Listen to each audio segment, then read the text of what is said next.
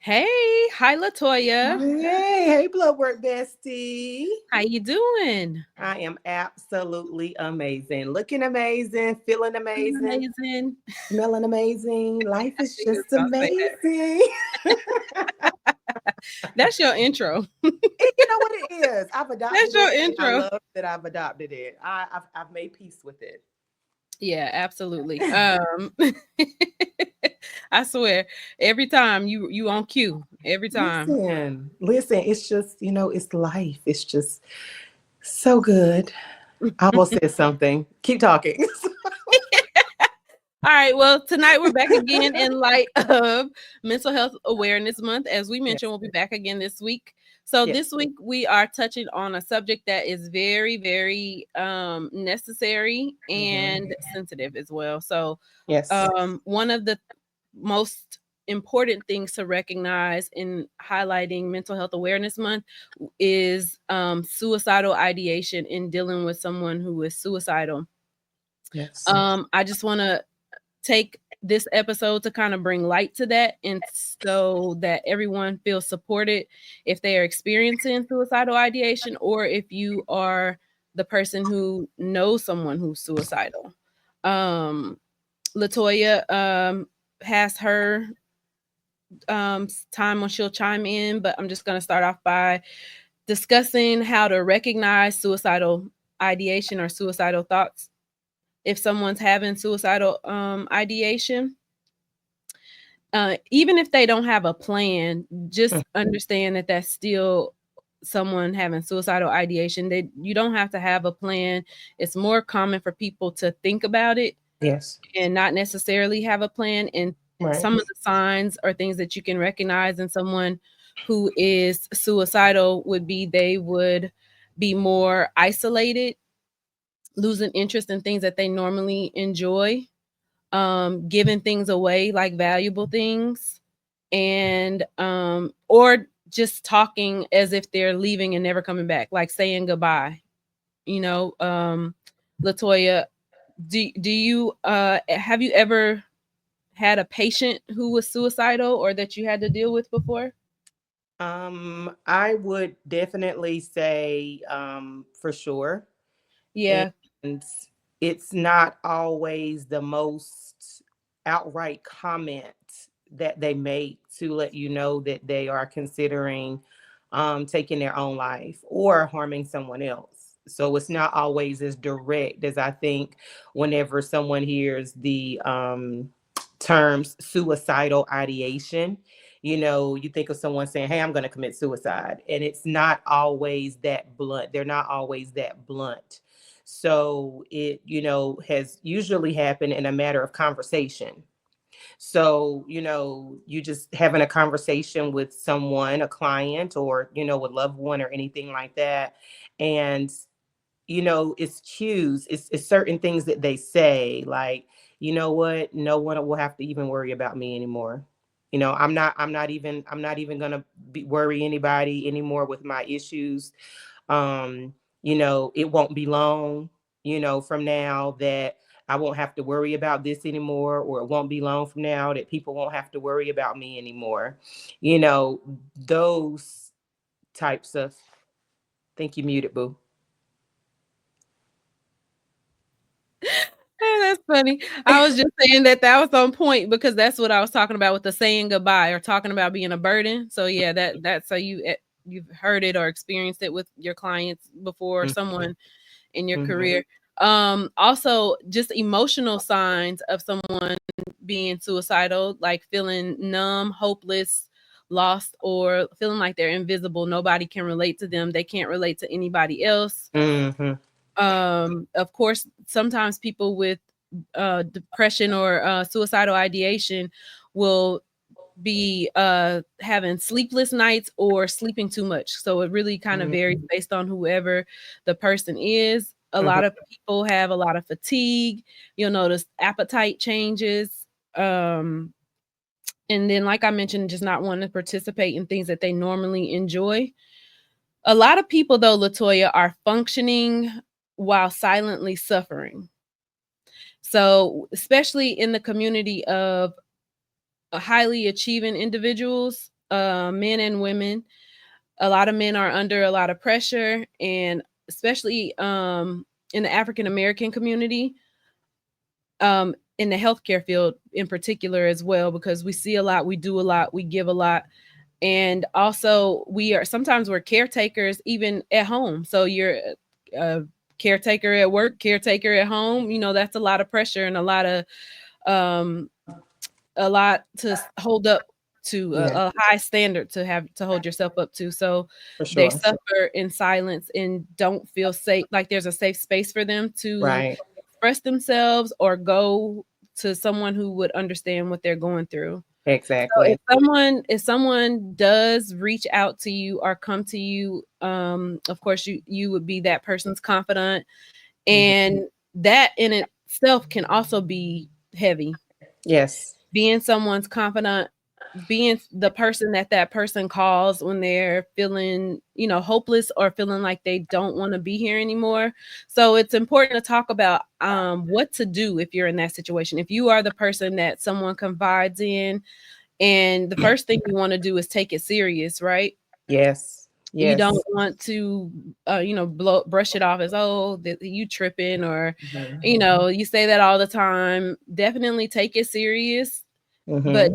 just know that you're not meant to carry that burden alone. It's Right. important to understand that encouraging that person to get professional help is number one, Hmm.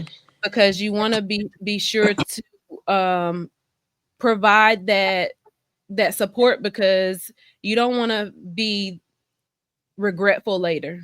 Right. So because Right. you are that confidant that they reached out to, you want to play your role. It's not pressure on you to keep that a secret. Right. It's something that you need to emphasize in protecting that person's life. It just emphasize the point that protecting your secret is not worth more than protecting your life. So you Right. definitely want to choose protecting their life Hmm. first. And a Hmm. way that you can kind of express that is like explain to them, like, listen, I love you too much to stay silent. I'd rather you be mad at me and alive Yeah. than, not here and gone, and we can't even address the issue. So Right. Right. a lot of times people are in a hopeless space, and they're not thinking clearly as Right. they would if you would be talking to Exactly. them on a different day. So sometimes a lot of that pressure weighs on them. Right. And I have to chime in right here because when you said they're not thinking as clearly as they would be on a usual day, that's Mhm. why it's very important in that moment that you stay calm and that you are actively listening, right? So those keywords that we talked about before, no one will have to worry about this much longer. Nobody will have to be burdened with me. You won't have to worry about it anymore. Everything is going to be just fine tomorrow.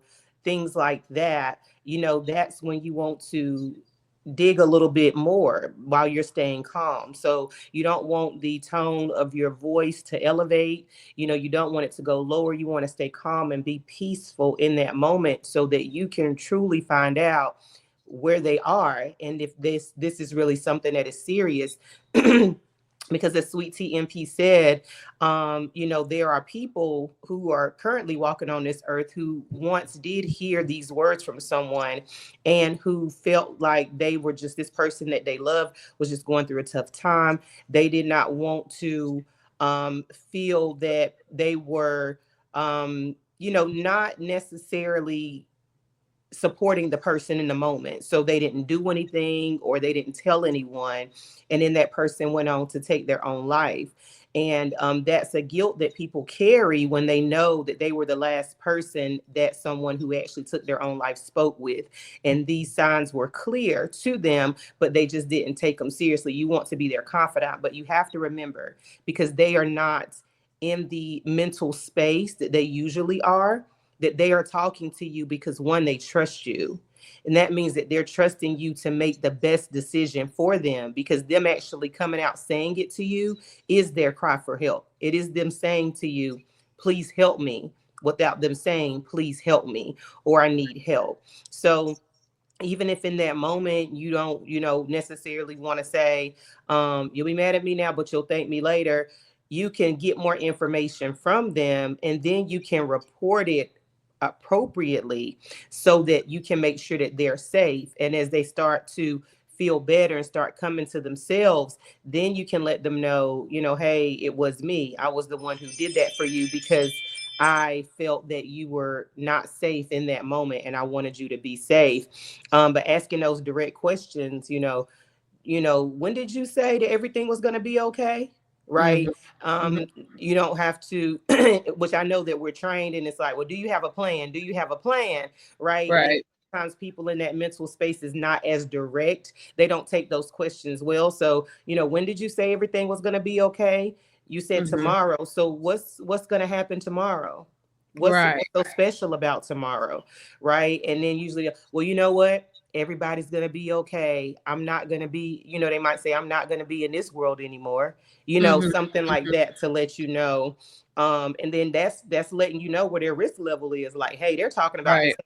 tomorrow, which means I need to tell somebody today.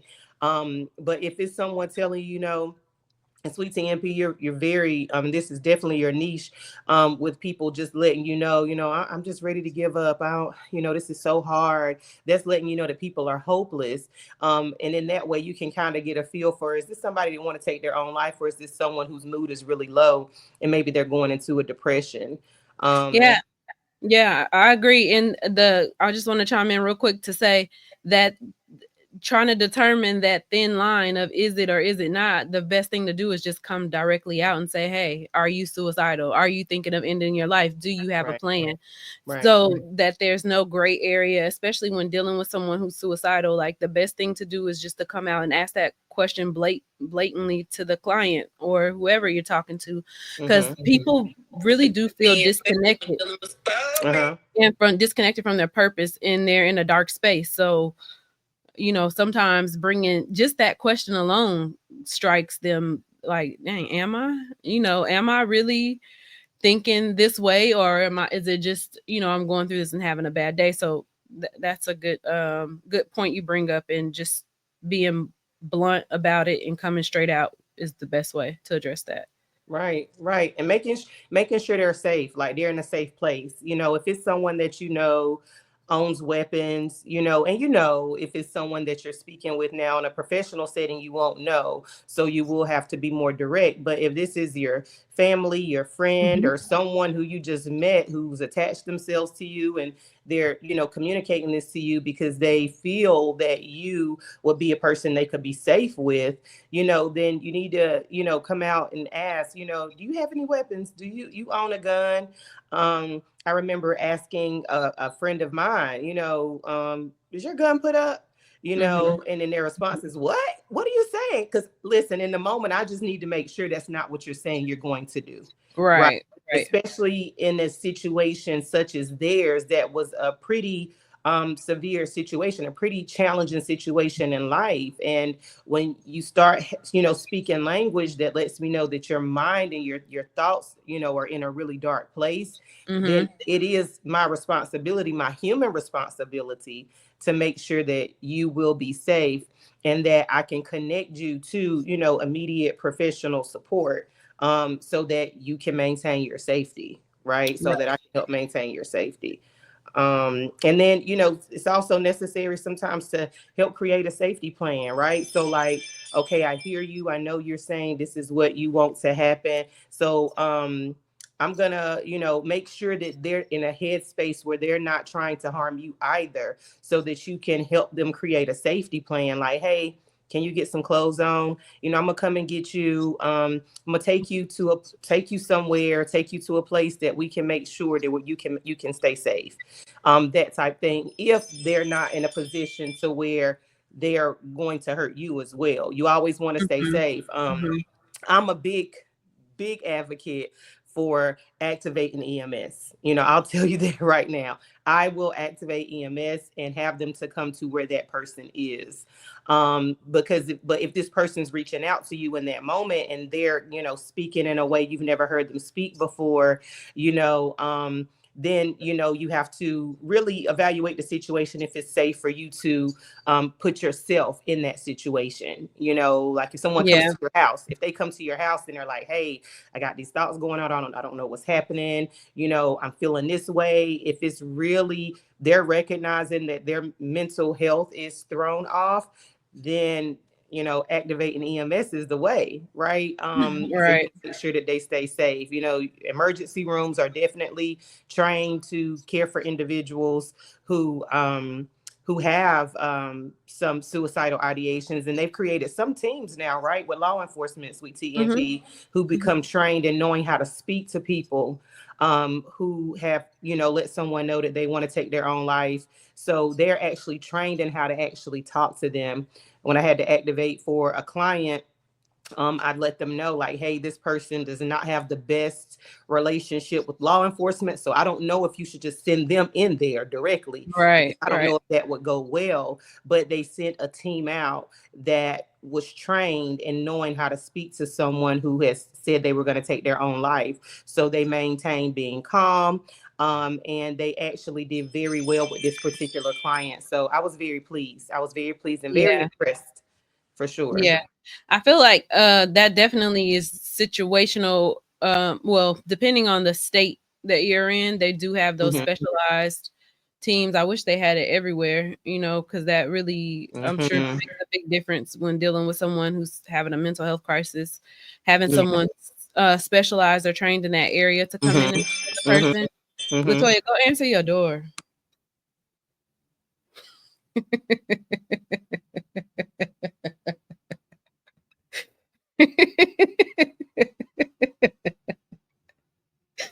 It's answered.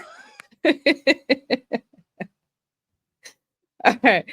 So anyway, um, but just being yeah, so having someone specialized and trained to come out to deal with that person is very important, because that is sometimes a barrier for people reporting that someone is feeling suicidal or having suicidal ideation, because as you mentioned, everybody don't have a good relationship with law enforcement.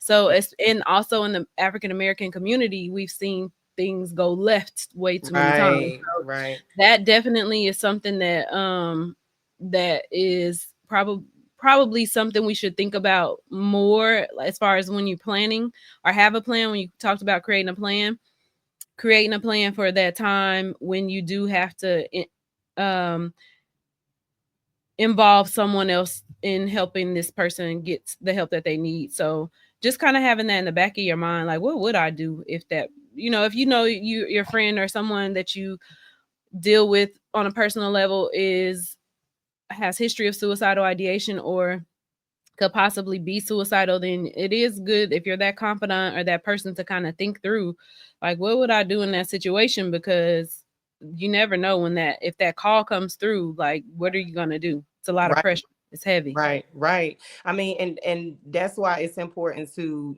understand that confidentiality can be broken if a life is at risk.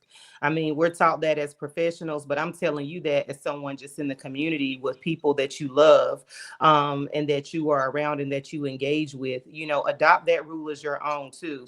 Listen, we're bros, you my sis, whatever the case may be. But if Mhm. it's a situation where your life is at risk, there is no confidentiality in that case, because I love you too much to see Right. you hurt yourself. And then, don't try to minimize their pain in that moment, because it makes you uncomfortable. So instead of saying, oh, it's not that bad, oh, don't worry about it, girl, or, bro, don't even, don't talk like that, you don't mean that, because you don't want to hear them say that, right? So you're trying to minimize their pain because you don't want to hear them say that. But it's okay that they express that, because understand they came to you because they trust you to do what's right to make sure that they're safe. But you are not a substitute for professional help, for expert opinion when it comes to that. You're not a professional expert in that type of care. So you want to make sure that they're in that environment who's qualified and who's conditioned, and the environment is appropriate to make sure that they can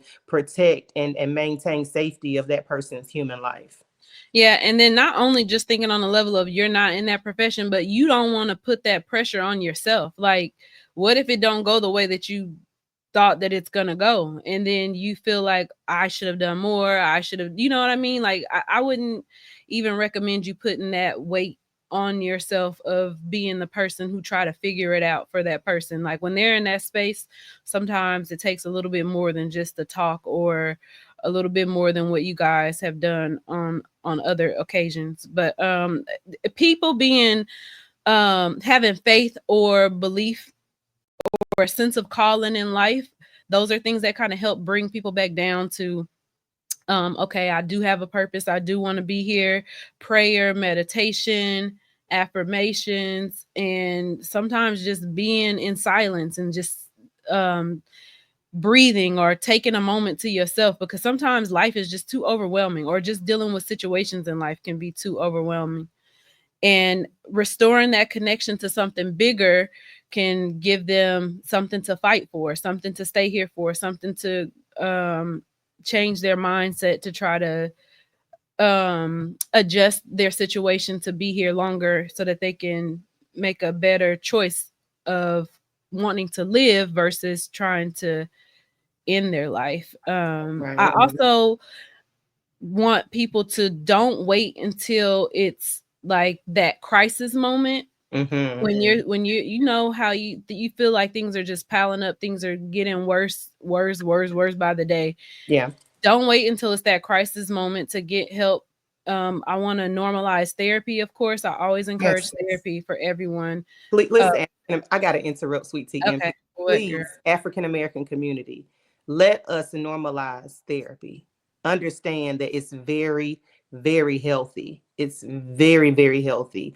And as of late, as you see here, we have an African American woman, Sweet Tea MP, double board certified, okay, family nurse practitioner and psychiatric mental health nurse practitioner. So there is now diversity when it comes to someone actually talking to you, listening to you and to your feelings, and someone that is relatable as well, with family dynamic, with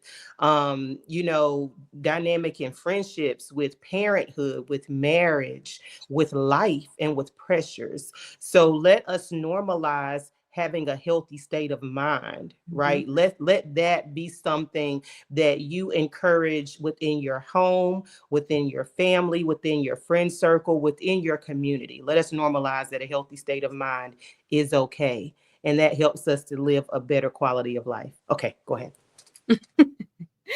Yeah, Latoya, that's very important. I definitely agree 100%. So normalizing therapy, if it's coaching or a support group, journaling, things that regulate your nervous system, setting boundaries. I think we talked about that a few times, setting those boundaries, whatever it takes to be a part of your mental health maintenance, to maintain your mental health.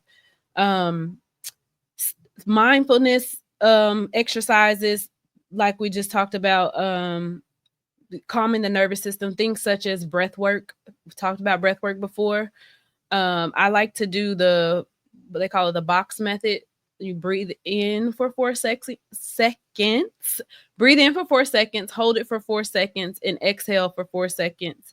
And then you can do 4 rounds of that. That brings your body out of that fight or flight mode. And it physically calms you down. It slows your Mhm. breathing, calms your nervous system, and it interrupts panic. So if you're about to have a panic attack or something like that, this grounds you and bring you back down to a more calmer level. Yes. Um, And that's very comforting, by the way. I've yeah. done breath work and actually documented in my book right here and Against All Odds how that was one of the many holistic measures that I use to heal myself from pain, Hmm. right? Hmm. Because it helps in that moment with anxiety. It helps you to take control of your pain and not let your pain control you. And that's mental pain, that's physiological pain in your body. But breathing helps, you also be able to get that oxygen exchange going, and you to be able to, have oxygen to penetrate your cells, to penetrate your brain, penetrate your nervous system. And it helps you to think clearly in that moment, because usually when we're feeling something, an emotion very deeply, it Hmm. will cause you to either hold your breath, or you will start to what we call hyperventilate, which is breathe really, really quickly. Mm-hmm. And in those moments, you're not really getting a lot of clarity and as much oxygen as you need to flow to your brain to get you to think on a rational level as you would if you weren't in that situation. So that is an amazing, amazing technique. Yeah. Also, that brings me to movement. You know, Mhm. trauma is stored in the body, emotions are stored in the body, everything's your body's memory, muscle memory. So gentle movement like stretching, Yes. walking, dancing, all those can help release tension. Hmm. Um, I love but it. also, yeah, yeah, it's Yeah. therapeutic. It's Yes. therapeutic. Everybody Movement. doing boots on the ground. I think that's why we booting on the ground. We're booting on the ground because we need to release some tension. Okay, kicking Right. up dust. Then the song say, "Don't kick up Where dust." them fans What? at, huh? What? I wish I had one. What you got, Latoya? You don't want to know. Oh Lord. Okay. Oh, Latoya, focus. okay. Okay. All right. Back to so also I know you mentioned like having that person, that confidant, or we were talking Yes. about that.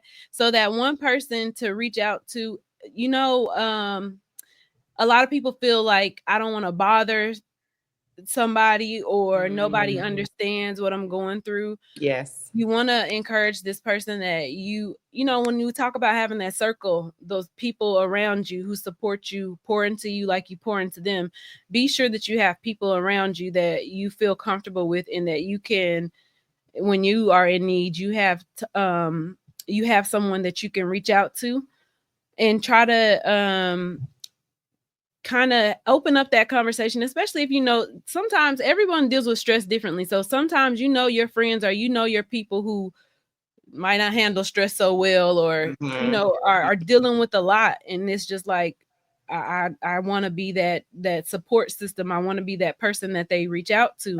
Right. So having them understand that you're just a text or a call away, Yes. something as simple as a text or a call, because it doesn't need to be overwhelming for them in that moment to where they are Right.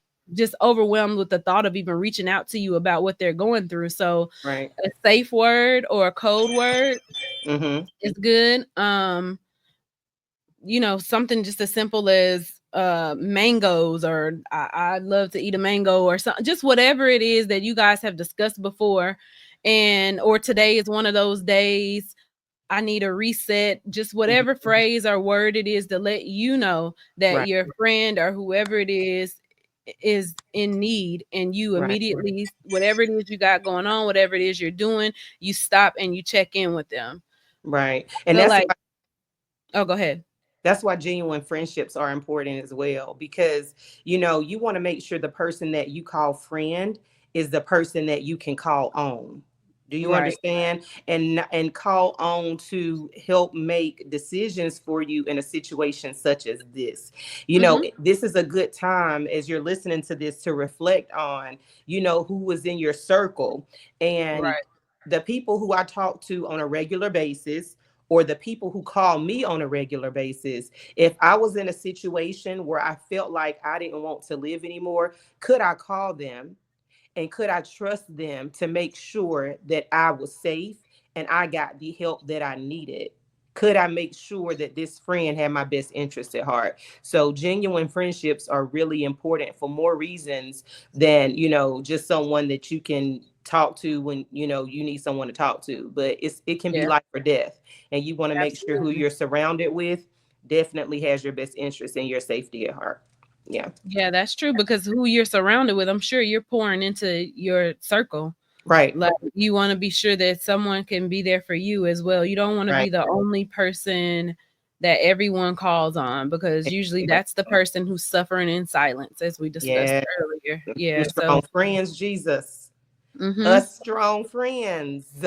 Right, Us right. strong friends are the ones that friends pull on, family pulls on, everybody wants advice from. So it's important, that we make sure that we have a support system, a true support system for ourselves, and that we have a healthy state of mind as well. Okay. Yeah. when you mentioning the mind, the brain thrives on rhythm. So creating a rhythm, creating a routine kind of helps give your body a sense of safety and Mm-hmm. control. So it helps regulate your nervous system, and that's what people who are in that just survival mode, go go go, are missing sometimes. Yeah, Just kind of encouraging people to do that and understand that you are not alone. You have you're someone that not. you can reach out to. You do. Suicidal thoughts are not shameful. Yeah, I know. And yeah, really when you do start to have suicidal thoughts, a lot of times it's like, dang, am I like, what's going on with my life Mhm. that I'm in this space where I'm Yeah. thinking, having these thoughts? So it kind Yes. of, it definitely is an eye opener. It's a signal that something's going on, something needs care, something needs attention, like Right. now, Exactly. yeah. Exactly. And again, bringing up, and I can speak on behalf of the African American community, but there are other communities as well that these thoughts are taboo, which means that people look at you like, "What's wrong with you? What's happening with you?" So Mhm. you don't really feel like you can get the support that you need, or you're afraid to come out and say, "Listen, stuff is hard. I don't know how this is going to work. Maybe it would be better if I wasn't in this situation, or maybe my kids would be better if I wasn't the parent taking care of them, or maybe my spouse deserves someone better." Those are thoughts that are leading you down the path to feel like you need to remove yourself from this earth and from the lives of the people who you care about. And if you can think of someone in your family, I know I can, sweet TMP. I don't know if you do, but I'm sure you probably knew of someone that has taken their own life, and then it's something that's kind of kept hush hush, which means that the family is not really speaking on it that much because no one really understands what happened. And Mm. it's a very difficult thought process, to wonder what happened. Why did they make this decision? Did they not feel the love from us? What could I have done better? When you find yourself replaying different scenarios in your mind about this person, and again, that's why we said at the beginning, you want to make sure if they have said something to you, that you're the person that makes sure that they stay safe, because there's too many people walking this earth wishing they would have, said something to the person in their family, in their friend circle that took their own life, and to understand that, it is okay. It is okay to let them talk to you about it, because now you're hearing this, you know what to do, right? That's the important thing. Right. Yeah, and then also providing them with the suicide hotline Yes. 988. That's an easy number to just text from or call from any phone. And then of course, if you feel like you are suicidal or having thoughts of suicidal plans or anything like that, of course you report to the nearest ER, or in case of emergency you can call 911. But having that person, like you we talked about, having that confidant, that person to kind of help guide you through, and that person's responsibility of getting you the help you need already set up, you know what I mean, like already having that suicidal plan for someone who's maybe experienced suicidal ideation before or deal with mental health, or is just going through a lot, because you don't have to have a history of mental health Yes. problems Yes. to Right. become suicidal one day. So it could just Exactly. all be too much for you, just depending on what you're going through or what situations you're going through. But of course, I offer therapy consultations. I offer medication management for mental health as well. I'm practicing, seeing patients in the state of Mississippi, Colorado. I accept most insurances, and you can schedule a 15-minute consultation. You could do that through my website, www.eternitywellness22.life. You Mhm. can reach out via phone 228-641-2449, or DM me across all social media platforms. I'm Sweet TMP on Facebook, on Instagram, and TikTok as well. I just want to bring awareness to this topic. I want people to know that it's okay to not be okay. It's okay to seek help. There is a safe space for you. Reach out and I am available. Latoya, do you have anything you want to Absolutely. say? Yes, and also understand, which we have touched on this before, being the blood work besties, we both are really experts and consultants in reading your blood work, because a lot of these thoughts that you have, some people are like, I don't even know why I think like this. It really does come from a chemical imbalance in your body. Oh, absolutely. So a lot of the medications, a lot of the psychotropics that we call them, that are prescribed for people who have depression and anxiety,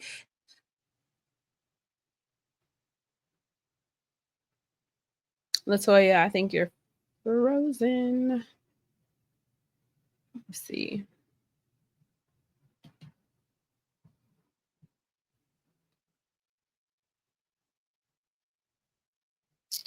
Latoya, let's see if she can log back on. Sorry, guys. There we go. Okay, she's back. I don't know what's going on here. It looks like it's two of me. Is there echo? Well, hold on. Let me. Okay. So what I was saying is, like, the depression and the anxiety actually comes from a chemical imbalance. In your a lot of the medications and psychotropics that are prescribed, what they're doing is balancing out the chemicals in your brain, in your body, right? So understand that your blood work will show what exactly is knocked off or what is imbalanced in your body, to help us make sure that we have a plan for you, that we can use natural supplements to actually help balance those things out, and not necessarily medications that are prescribed. So just understand that if you are feeling depressed, definitely want you to get safe if you're feeling like you want to hurt yourself or you want to hurt someone else. But recognize, if your mood is super low, it could really be in your blood to let you know, hey, something you've exposed yourself to has knocked your chemical balance off. Mm-hmm. And some we can actually analyze that and look at that for you, because it shows up. I mean, things such as low vitamin D, Mm-hmm. okay, can cause you to feel like a really low mood. Your thyroid, which is the gland in your neck that releases, hormones and chemicals to different parts of your body, telling your skin to look flawless, telling your hair to stay moist and to grow, your nails to stay strong and grow. It tells your intestinal system how to move, and eliminate waste and things like that. It tells your heart how to beat correctly. If that level or that hormone level is off, that can also cause a very low mood. And again, that's for some people who are like, well, I feel like my life is okay, but I just have this feeling like I'm hopeless. I don't feel like there's an end to anything for me or a solution. So just understand that it can also show in your blood work. But I definitely encourage you, if you feel like you want to hurt yourself, someone else, you want to make sure you reach out to that number Sweet Tea MP gave you. Or if it's someone that's in your family or your close friend circle, you want to make sure that send them this video. That's a key. If it's somebody in your life who has been telling you that their mood is feeling low and things like that, send them this video so that they can know, for one, they're not alone, and for two, there is help out there for them, where they can actually be supported, and knowing that they are, not by themselves in the way that they feel, and that it could in fact be a chemical imbalance. Yeah. And I just wanted to point out that the things that you discussed about it being something physically going on in your body, that is absolutely true. And it's not to minimize what you're going through or how you're feeling. Hmm. You may be absolutely dealing with something that's maybe the worst time of your life, or you're experiencing something that caused you to feel more depressed or more sad. But I think the point that Latoya was trying to make is that if you already are at a low because of something chemically going on, and you're off and you're not where you normally function, things can seem way worse than what they would normally seem if you were at your optimal level of functioning, right?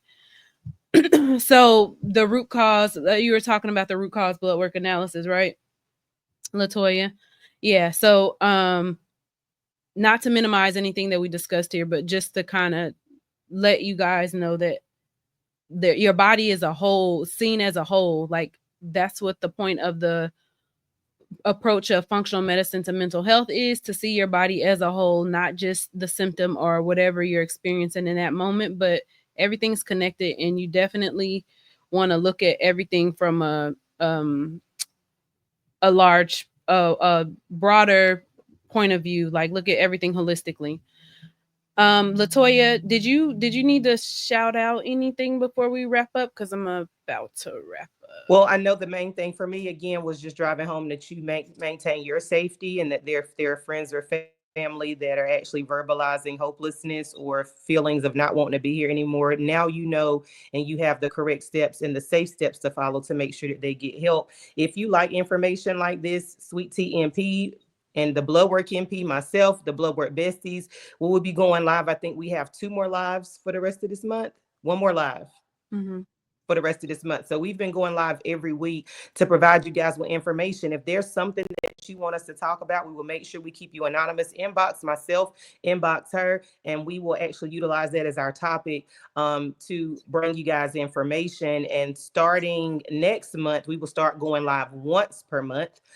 So we want to make sure we're answering the questions of the people, right? And giving you guys the information that you need. So if you have burning questions about healthcare, it really does not matter. Personal questions for a friend, a family member. Maybe you just don't want to put them on blast or anything like that. That's completely fine. Inbox us and we will actually give you the correct and proper information on how we can help them or how they can get the help that they need. So we'll provide you the resources needed.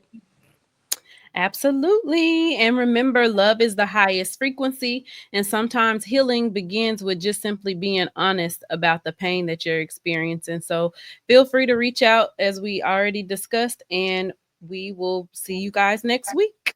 Next week. Bye. Check our stories for when.